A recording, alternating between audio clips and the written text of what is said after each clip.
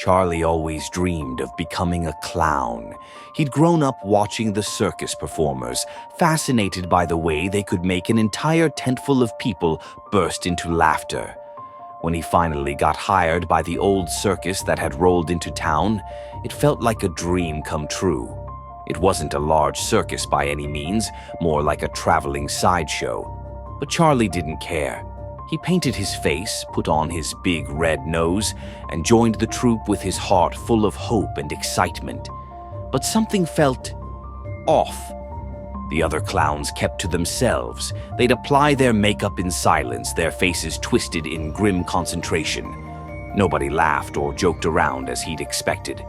Worse yet, none of them ever looked in the mirrors. They sat at their vanities, painting their faces with precision. But as soon as they were done, they'd avert their eyes from their reflection and walk away. Curious, Charlie turned to a fellow clown, an older man named Rusty.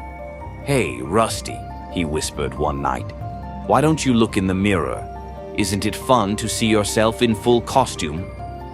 Rusty gave him a sharp look, his eyes haunted. "Some things, kid," he muttered, "are better left alone. Just do your makeup, put on the mask, and get out. The mirror isn't your friend." Charlie felt a shiver run down his spine, but he tried to laugh it off. Maybe it was some kind of initiation or weird circus superstition. Still, as the days passed, he couldn't shake the feeling that there was something sinister lurking just behind his own painted grin. On the night of his first big performance, Charlie stayed late in the dressing room. The others had already gone, leaving behind their half-used paint and smeared costumes. He sat in front of the vanity, staring at the mirror, drawn to it despite the nagging fear gnawing at him. This was his moment after all. He wanted to see himself fully transformed, to lock eyes with the grinning clown that was finally him. But as he leaned forward, he froze. His reflection stared back. But it wasn't quite right. The grin was just a little too wide, stretching beyond his own mouth. His eyes seemed to glisten with something dark, something cold and alive.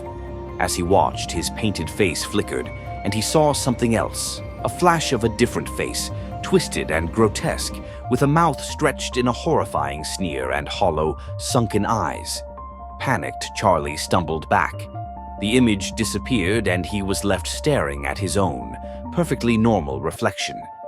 Shaking, he tried to convince himself it was just nerves, just pre-show jitters.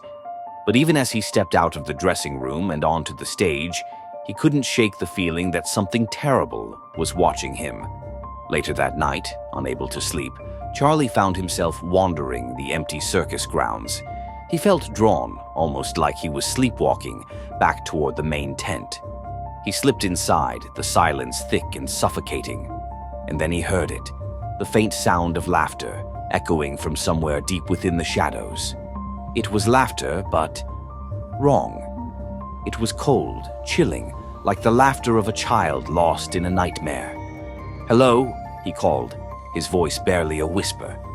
The laughter stopped. Charlie's heart pounded as he followed the sound, moving toward the shadows at the edge of the ring. And then he saw them, shapes in the dark, faint outlines of figures with painted faces huddled in a circle. They seemed to be clowns, but their bodies were twisted, their faces frozen in terrible, unnatural grins. "What? Who are you?" he stammered, taking a step back. One of the figures looked up, its hollow eyes gleaming in the dim light. "We are those who came before," it rasped. "We're the ones who couldn't escape." Charlie's mind raced as he remembered Rusty's words. Escape? From what? "The curse," the figure whispered, its grin widening to a sickening degree.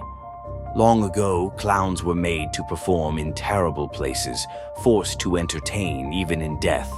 Their painted faces became masks, trapping their souls in eternal torment."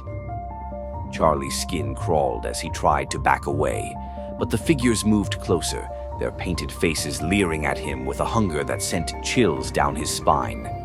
"You looked in the mirror, didn't you?" one of them hissed. "Now, you've let it see you." "What?"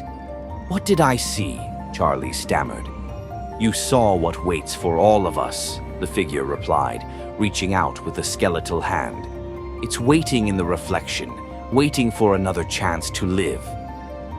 Charlie's pulse raced as he realized the horrifying truth. The faces in the mirror, the twisted, leering grins. They were the clowns of the past, clowns who had fallen under the curse. Trapped in their painted faces, their laughter turned into cries for help. Desperate, Charlie turned and ran, bursting out of the tent and stumbling back to his trailer. He threw himself onto his bed, his heart racing, trying to convince himself it was all just a nightmare. But when he looked up, he saw it, the mirror on his dresser, faintly glowing in the dark. And in the reflection he saw himself, painted as the clown, grinning back at him. Except his reflection didn't move when he did. It stayed, locked in that terrible, unnatural grin, eyes gleaming with a dark intelligence. Slowly, the reflection leaned closer, pressing its hands against the glass as if trying to push through. "No," Charlie whispered, backing away. But the reflection didn't stop. It kept pressing, the glass beginning to warp and crack as if something inside were trying to claw its way out. And then, in a horrible, sickening moment, the reflection stepped out of the mirror. It stood before him, grinning that impossible grin, eyes dark and empty. It leaned in, its cold, painted face only inches from his own. "You looked too long," it whispered, voice dripping with malice. "And now I get to live again." Before Charlie could scream, he felt an icy hand close around his throat, pulling him closer, pulling him back into the mirror. He tried to fight, but his vision blurred, his limbs heavy, his own face twisting in a final, horrible grin. The next morning, the circus clowns gathered in the dressing room. Rusty noticed a new mirror on the vanity, its glass faintly cracked, as if something had pressed too hard against it. And there, in the reflection, was Charlie's face, locked in a frozen, terrified grin, trapped forever behind the glass.